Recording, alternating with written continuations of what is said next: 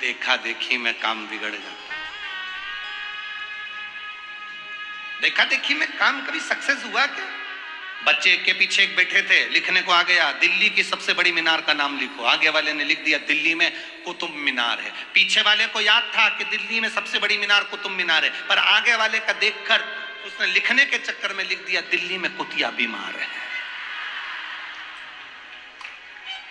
भूल देखा देखी में काम बिगड़ता। अब देखा देखी करो ही काय? उसने इतना बड़ा व्रत करा। कोई व्रत कर रहा है तो तुम्हारे मन में आ रहा है इतना व्रत, कुछ नहीं खाती, एकादशी के दिन पानी भी नहीं पीती, ऐसी मैं करूंगी। जो व्रत करा शुगर ऊंची नीची हो गई, 8 दिन तक हॉस्पिटल में पड़ी रही। उससे पूछा क्या करा था? बस पड़ोसन करती थी वैसे ही व्रत मैंने करा था। क्यों करना? जितना तुम्हारे शरीर से बने, जितना तुम्हारे शरीर से लगे, जितना तुम्हारे शरीर से लगे, जितना तुमसे बने उतना करिए। जब ना बने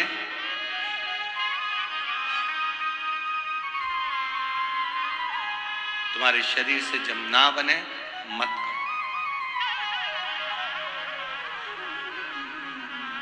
जितना शरीर से बने वो, नहीं तो मत। शिव कथा कर रहे, आप जाओ उसके दरवाजे पर, जब वो दे दे तो ठीक है। आज कथा का विराम दिवस भी है। प्रार्थना करेंगे, बाबा स्वीकार जरूर करेंगे। दिल से बाबा से प्रार्थना करिए, दिल से बाबा से कहिए, बाबा उसको स्वीकार करें। जहां जगह मिले वहां बैठकर भाव से बाबा से प्रार्थना करें।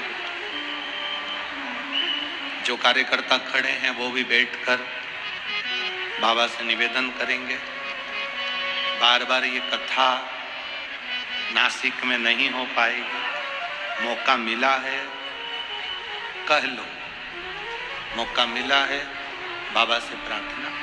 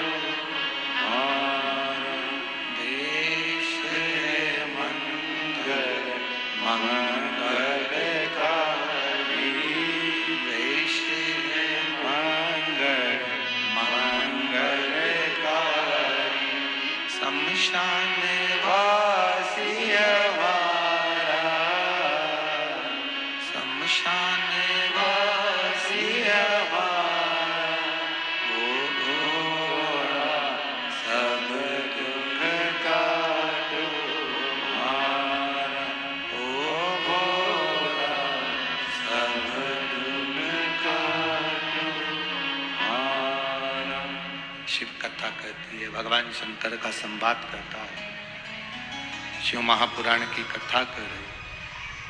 भगवान शिव ने आकर दर्शन दिया। बाबा ने कहा क्या चाहिए? संतान। बाबा कहते मैं संतान का वर देता हूं। ऐसी संतान नहीं चाहिए जो सनातन धर्म पर उंगली उठाए, हमारे धर्म को गाली दे।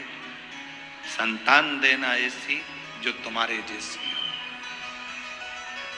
बाबा ओगड़दानी शिव जी ने कहा कि मेरे जैसी संतान कहां ढूंढने के लिए जाऊंगा, कहां संतान ढूंढने जाऊंगा? बाबा ने कहा मैं स्वयं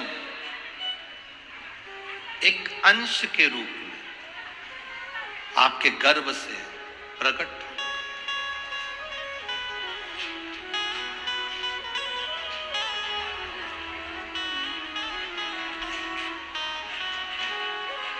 और इसलिए हम लोग जब स्तुति करते हैं तो उसमें आता है शंकर सुमन केसरी। मेरा एक अंश मैं प्रकट करूंगा, तुम्हारे गर्भ से प्रकटेगा। जैसी मिल जाए उसको ग्रहण करने का एक भाव प्रकट होना चाहिए। आपके नजदीक में 100, 150, 200, 300 किलोमीटर की दूरी पर कथा हो, जाकर एक बार कथा का तत्व ग्रहण करना चाहिए। हनुमान जी के रूप में शंकर भगवान का प्राकट्य हुआ। अब भगवान कभी अकेला तो छोड़ता नहीं।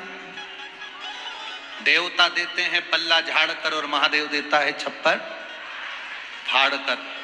इसलिए अंजना माता के गर्भ से केवल एक पुत्र ने जन्म नहीं लिया, 6 पुत्रों ने जन्म लिया। हनुमान जी के 5 भाई और थे, गतिमान, व्रतिमान, केतुमान। ऐसे 5 भाइयों का प्रमाण हमारा शास्त्र और करता है। अब कहते हैं कि गुरुजी जैसे हनुमान जी महाराज शंकर जी का अवतार है, वैसे गतिमान भी क्या शिव का अवतार है? क्यों नहीं होगा? शिव का अवतार ही तो शंकर भगवान के अंजना माता के गर्भ से जितने बच्चों ने जन्म लिया वो सब शंकर का ही स्वरूप है, सब शिव का स्वरूप।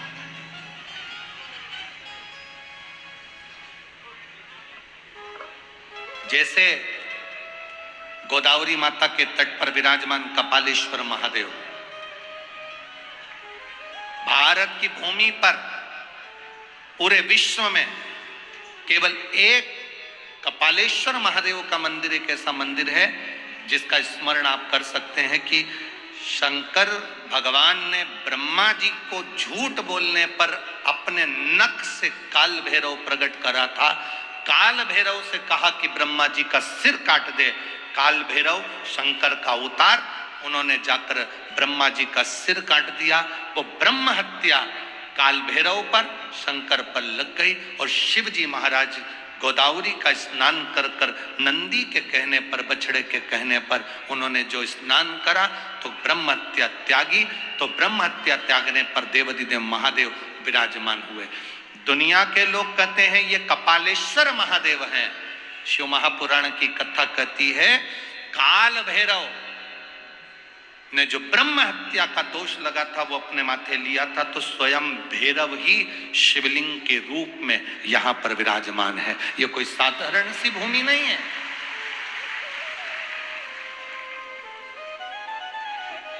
काल भैरव ही शिवलिंग का रूप है, शंकर ही शिवलिंग का रूप, कपालेश्वर महादेव के रूप में। अगर कोई दिल से दर्शन करे कपालेश्वर महादेव का, पूरी भारत की भूमि पर भैरव जी की मूर्ति मिलेगी, पूरी भारत की भूमि पर भैरव जी का स्वरूप मिलेगा। पर केवल एक नासिक गोदावरी का तट कपालेश्वर महादेव का मंदिर एक ऐसा मंदिर है जिसमें काल भैरव के शिवलिंग के रूप में दर्शन होते हैं, शंकर के स्वरूप में दर्शन। काल भैरव कपालेश्वर महादेव के रूप में इनका दर्शन होता है। जो जान गया वो पहचान गया, जो नहीं जाना को नहीं जाना। शिव को पहचानने के लिए नेत्र चाहिए। नेत्र अगर श्रेष्ठ हैं तो आप पहचान सकते। एक पत्र आया है, देखिए उस पत्र में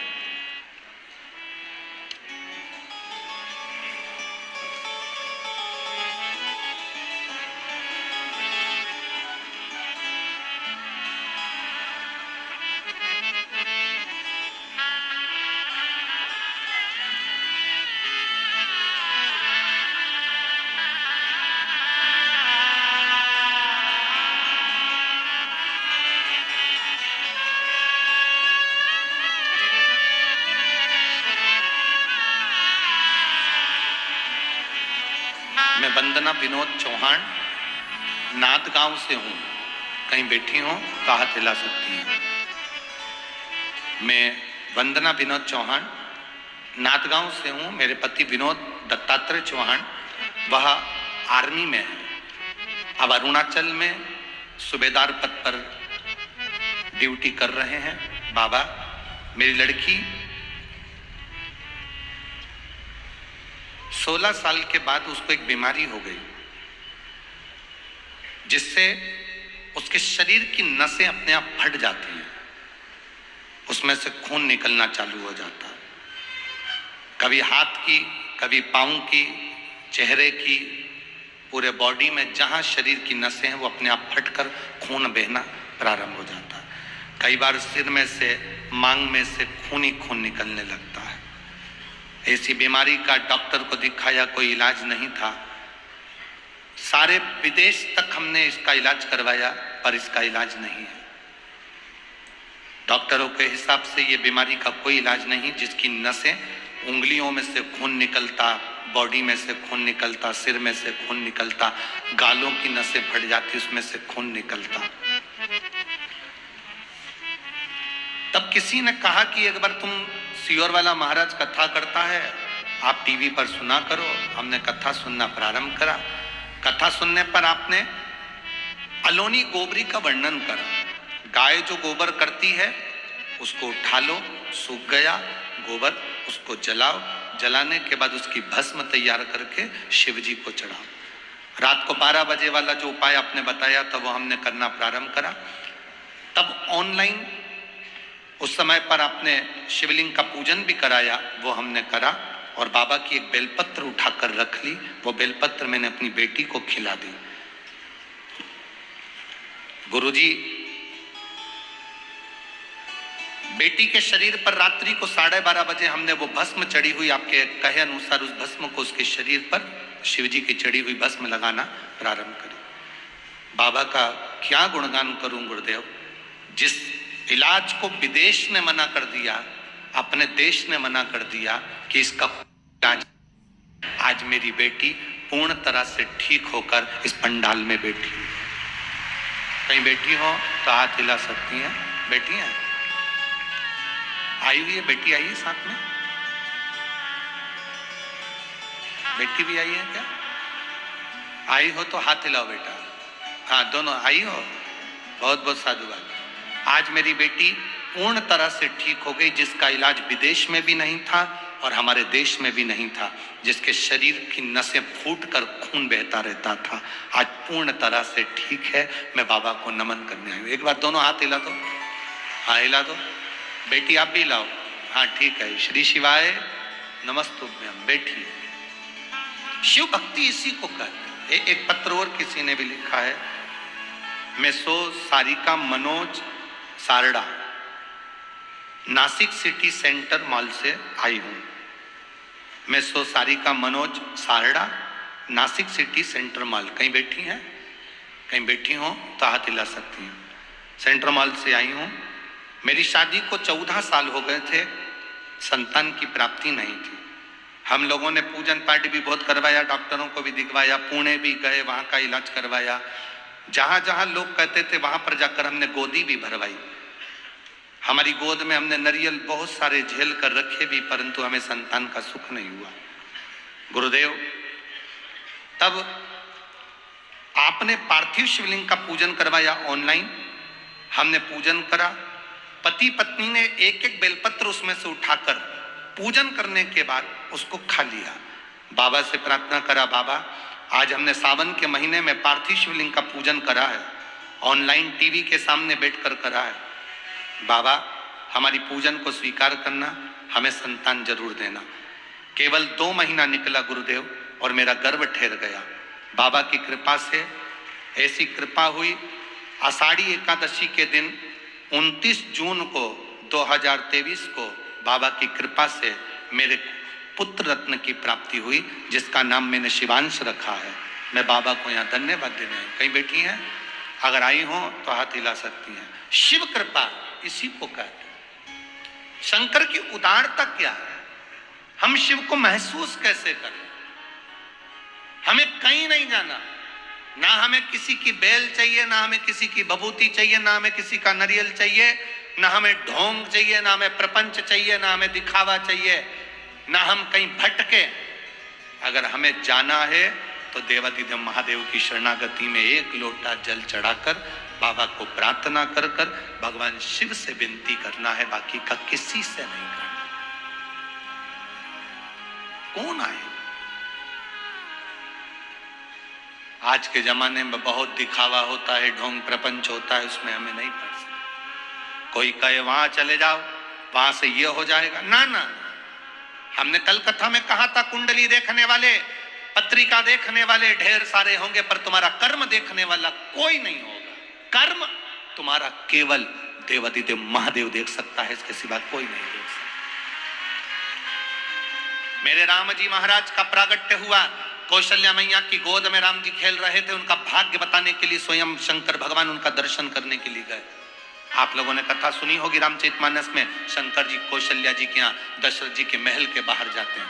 भगवान कृष्ण का प्रागट्य हुआ, भगवान शंकर दर्शन करने के लिए, उनका भाग्य बताने के लिए स्वयं मेरे भगवान शंकर ब्रज की रज में चले जाते हैं। आप लोगों ने उसका भी संवाद अभी जब कोसी मथुरा में कथा हुई तब आप लोगों ने श्रवण करा।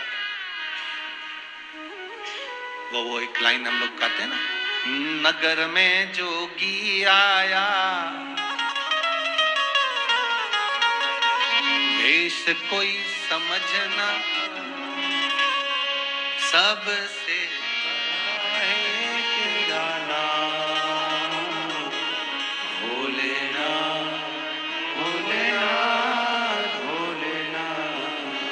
भगवान के दरवाजे पर, यशोदा जी के दरवाजे पर, नंद बाबा के दरवाजे पर शंकर उनका भाग्य बताने जा रहे हैं। ज्योतिषी कर लो, आनंद है, पत्रिका देखने वाले ढेर मिलेंगे, कुंडली देखने वाले ढेर मिलेंगे, पर कर्म देखने वाला कोई नहीं। तुम्हारे कर्म का भोग तुमको भी भोगना है, हमारे कर्म का भोग हमको भी भोगना है। बड़े से बड़ा कोई संत महात्मा जोगी सन्यासी तपस्वी साधक होगा, उसको भी भोगना। रामकृष्ण परमहंस जी तो देवी जी के उपासक थे, स्वामी विवेकानंद जी के गुरु थे, उनके भी कैंसर हो गया था। स्वामी विवेकानंद जी ने रामकृष्ण परमहंस जी से कहा, आप माता रानी के भक्त हो, कहो ना माता रानी से आपका दुख काट दे। कैंसर जैसी बीमारी आपको हो गई, रोग मिटा दे। स्वामी विवेकानंद रामकृष्ण परमहंस जी से कह रहे, देवी जी तुम्हारे सामने बात करती है, मां महाकाली तुम्हारे सामने प्रकट हो जाती है, दुर्गा तुम्हारे सामने आ जाती है। स्वामी विवेकानंद जी कह रहे रामकृष्ण परमहंस जी से, आप मां से कहो ना आपका दुख काटे। रामकृष्ण परमहंस जी से बार बार स्वामी विवेकानंद जी ने कहा, आज आपको माता को कमरे में जब आप मिले तो मां से कहिएगा। रामकृष्ण परमहंस जी एक कमरे में गए और माता को याद करा। माँ आई और आते से बोली, क्या बात है बाबू, क्या हुआ? ए बाबू हुआ क्या? रामकृष्ण परमहंस जी ने कहा, माँ स्वामी विवेकानंद कह रहा है कि मेरे शरीर में जो रोग है वो आप काट दीजिए। माँ शारदा ने कहा, रामकृष्ण ला मैं तेरा ये रोग मिटा देती हूँ। रामकृष्ण कहते हैं, नहीं माँ, आज अगर तू रोग मिटा देगी ना माँ, अगला जन्म मुझे लेना पड़ेगा, जो मैंने पूर्व में करा है उसको मुझे भोगना पड़ेगा, इसलिए अब रोग मिला है इसको भोग लेने दे। अंत में बस इतना याद रखना माँ, जब मेरे प्राण छूटे मैं तुझ में समा जाऊं और कुछ भी नहीं चाहिए। कुछ नहीं। राष्ट्र के 4 संत हैं जिनकी समाधि नहीं है। राष्ट्र के 4 संत हैं जिनकी बॉडी का पता नहीं पड़ा कि मरने के बाद उनका शरीर कहां गया। राष्ट्र के 4 संत हैं जिनका अंतिम संस्कार नहीं हुआ। राष्ट्र के 4 संत हैं जिनकी बॉडी मरने के बाद नहीं मिली, पता नहीं पड़ा कहां गई। पहले रामकृष्ण परमहंस प्राण छूटने के बाद देवी जी में समा गए। दूसरे चैतन्य महाप्रभु जगन्नाथ में समा गए।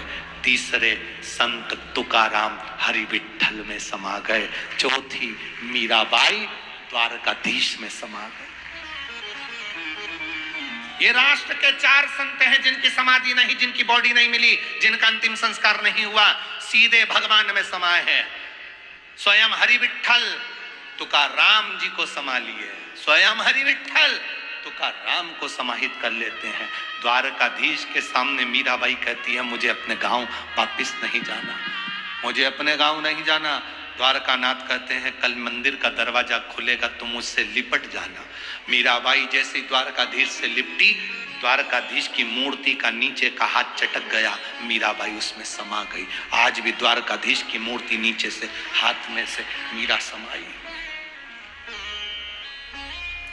स्वयं जगन्नाथ में चैतन्य महाप्रभु जी समाये हैं। रामकृष्ण परमहंस जी मां जगत जननी में समाये हैं। राष्ट्र के 4 संत ऐसे हैं जिनकी बॉडी नहीं, जिनका अंतिम संस्कार नहीं, जिनका कोई समाधि नहीं, समा गए वो भगवान। उसको महसूस करो। एक पत्र आया है, किसी बहन ने लिखा है, मेरा नाम नीलम नीलेश बायस, मैं रहने वाली दहेगांव बंगला छत्रपति संभाजी नगर महाराष्ट्र से हूं। कहीं बैठी हो तो हाथ हिला सकती हैं। उन्होंने पत्र में लिखा, सबसे पहले मैं दादा भाऊ भूसे जी को प्रणाम करती हूं, फिर मैं आविष्कार को धन्यवाद देती हूं। ऐसी बेटा, ऐसी औलाद भगवान सबको दे, आविष्कार जैसी, जो इतनी सुंदर शिव महापुराण की कथा हमारे नासिक में करा दिए हैं और हमको सुनने का मौका दिया। मैं आविष्कार जी भूसे जी को धन्यवाद देती हूं जिन्होंने अपना कथा को लेकर यहां तक पहुंचे। इस कथा में जितने सहयोगी बने उनको धन्यवाद। मैं गुरुजी अपने मन की बात एक बार कहना चाहती हूं। पत्र मेरा लिखने का केवल इतना सा कारण है गुरुजी, कई बार तो आपकी आवाज हमको सुनाई नहीं देती, कई बार हमें पंडाल में बैठने की जगह नहीं मिलती, कई बार हम आपको देख तक नहीं पाते।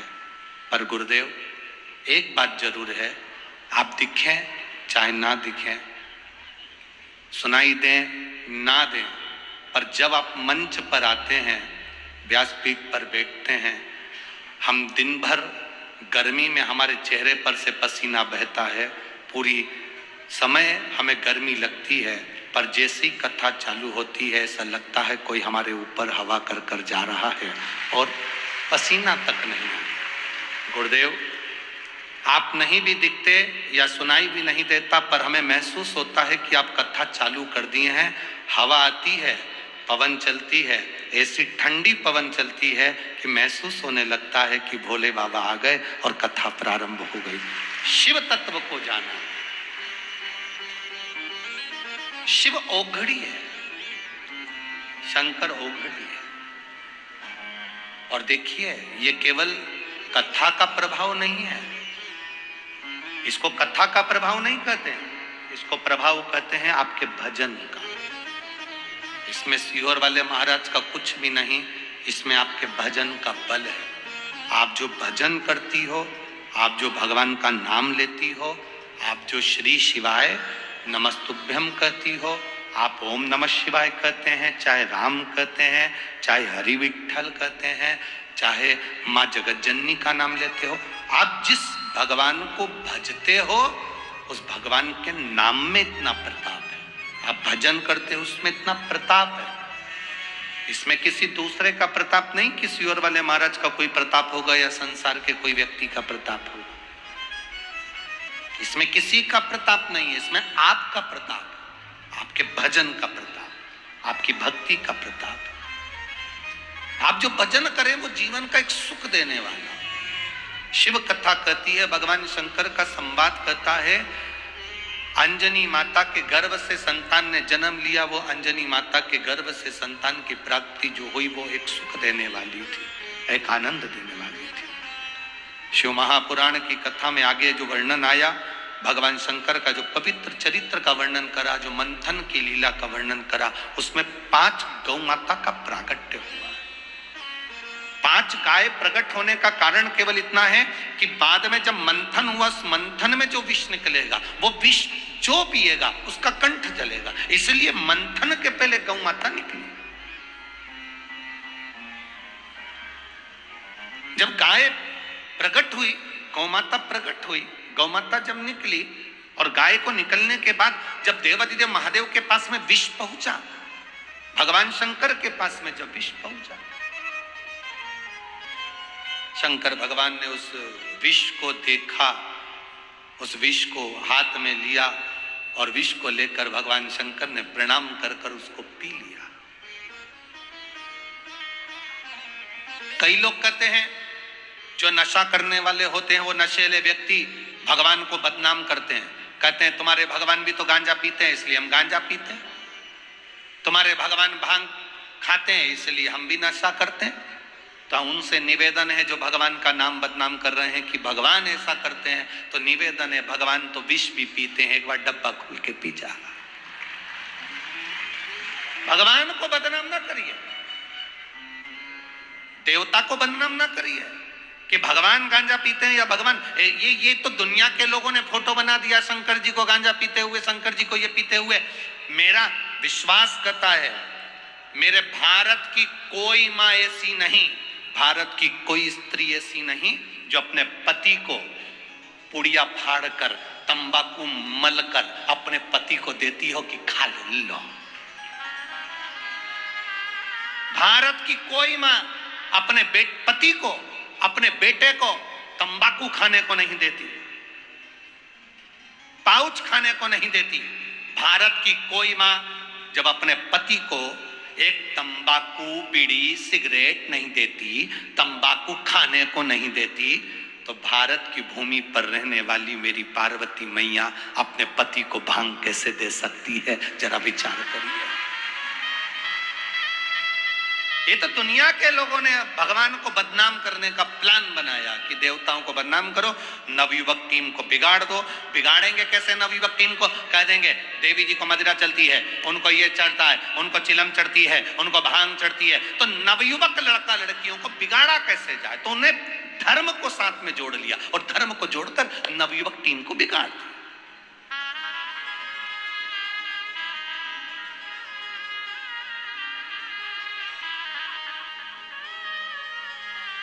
भगवान को ये नशा प्रिय नहीं है, भगवान को नशे से कोई मतलब।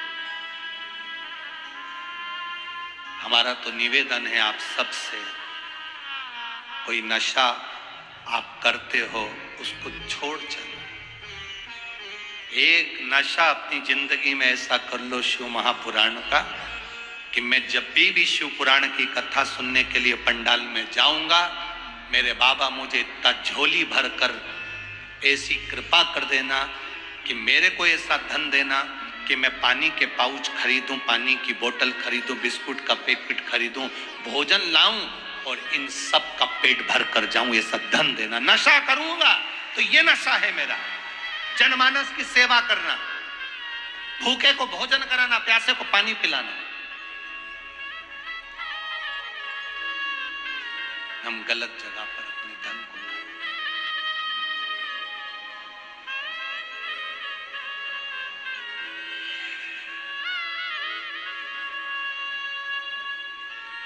जो मिला वो कम ना मिला, जो मिला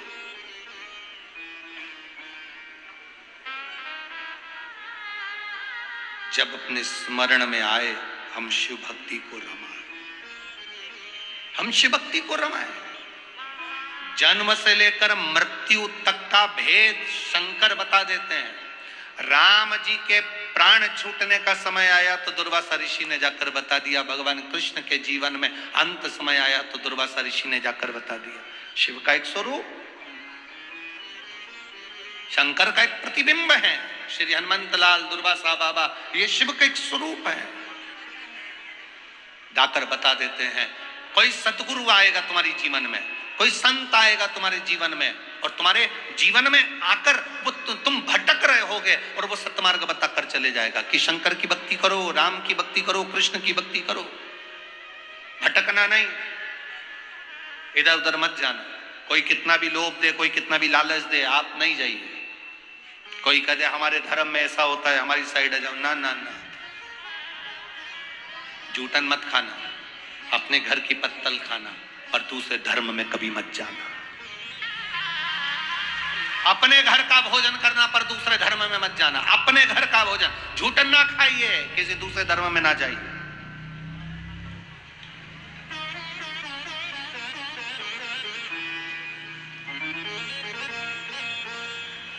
गुरुजी, हम किसको भजें?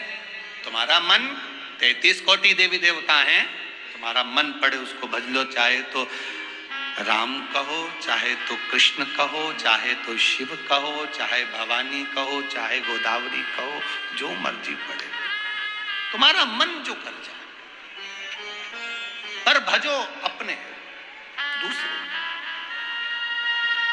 अरे मेरे भोले तेरा सहारा है, मेरे भोले तेरा सहारा है, मेरी नैया का तू किनारा है, मेरी नैया का तू किनारा है। शिव आराधना में आपकी चित्तवृत्ति रमना चाहिए।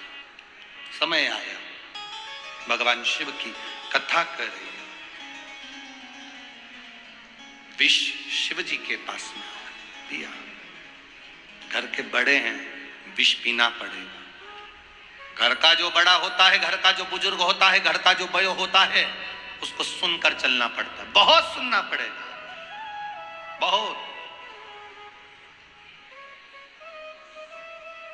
छोटी बहू गलती कर देगी तो सास उसे माफ कर देगी, पर बड़ी बहू गलती करेगी तो माफ नहीं करेगी। देख के नहीं चल सकती थी, अंधी हो गई। अंधी है तो अकल नहीं है तेरे में, देख कर नहीं चल सकती थी। छोटी अगर गलती करेगी, छोटी है, अकल नहीं है, अभी नहीं है, आई है, उसे नहीं मालूम। इसलिए शिव महापुराण की कथा कहती है, ज्यादा बड़े मत बनो। ज्यादा बड़े बन जाओगे तो फिर भगवान का भजन नहीं हो पाएगा।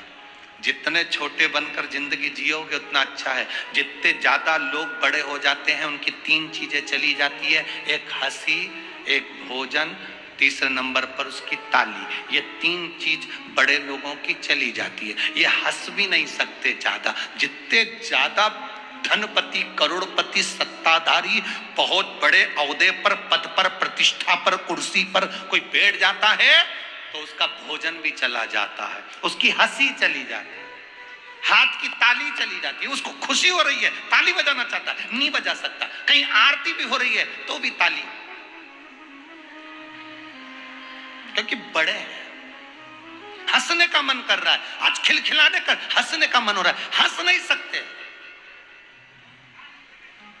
वो हंस नहीं सकते, बहुत स्लो हंसी, बहुत दांत नहीं निकाल सकते। ज्यादा निकालेंगे तो लिपस्टिक दांत में चिपक जाए। भोजन भी गया। ज्यादा बड़े हो जाओ तो खा भी नहीं सकते। शादी में गए, 500 का लिफाफा दे रहे, कुछ नहीं खा रहे, बस धीरे से। इतनी देर में तो जो छोटा है वो तो सारे स्टॉल निपटा के चला गया।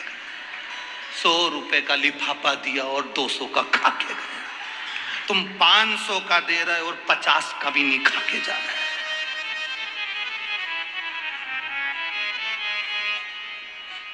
कितना तुम्हारा मन कर रहा है, आइटम बहुत सारे हैं, पर क्या करो।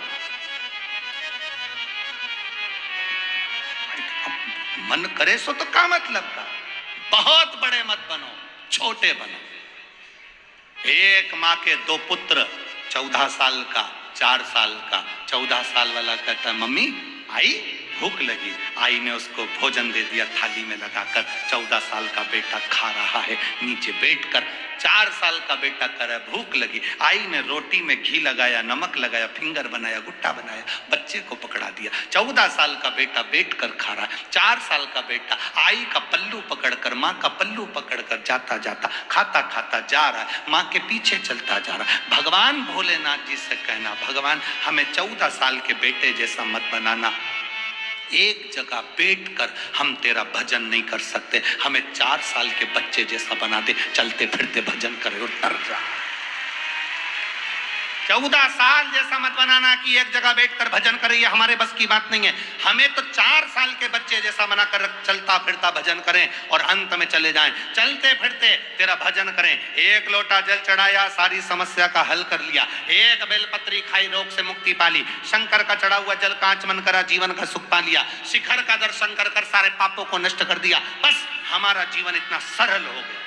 पहले लोगों ने भगवान की पूजन को कठिन बताया था, शिव महापुराण ने सरल कर दिया, सारी समस्या का हल।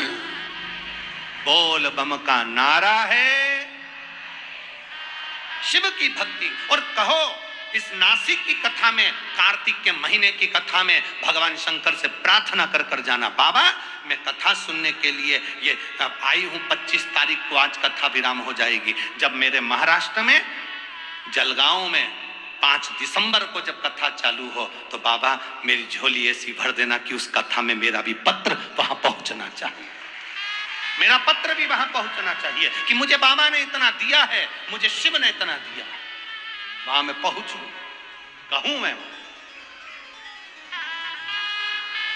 शिव तत्व की प्राप्ति। महाराज विष मिला, शिव ने धारण करा, बड़े होकर पीना पड़ता है अमृत, देवताओं को मिल गया। समय आया तुमरुका जी ने चंचुला देवी को बड़े भाव से 12 ज्योतिर्लिंग का स्मरण कराया,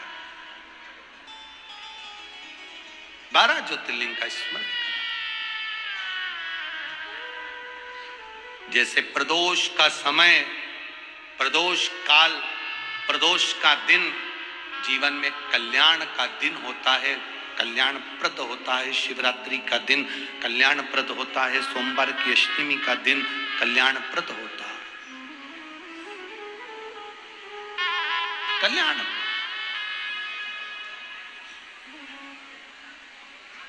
एक आनंद की अनुभूति करा जाता है, आनंद क्यों? शिव कथा कर 12 ज्योतिर्लिंग का स्मरण कराया। प्रथम सोमनाथ जी, चंद्र को काया रोग हुई, भगवान शिव ने उसे मुक्त करा। सोमेश्वर महादेव बनकर बैठे। भगवान कार्तिकेय रुष्ट होकर चले गए, भगवान मल्लिकार्जुन के रूप में विराजमान। दूषण नाम के राक्षस का काल बनकर महादेव प्रकट हुए तो महाकालेश्वर बने। विंध्य नामक पर्वत पर शिव ने आकर दर्शन दिया तो ओमकारेश्वर बनकर। नर नारायण के तप करने से केदारेश्वर बनकर प्रकट हो। कुंभकर्ण की धर्म पत्नी करकटी, करकटी का पुत्र भीम, जिसने उपद्रव मचाया, उसका संहार करने के लिए भगवान भीमाशंकर बन गए। फिर आया वर्णन काशी विश्वनाथ का, जो मनु शत्रुपा के लिए शिव विराजमान है।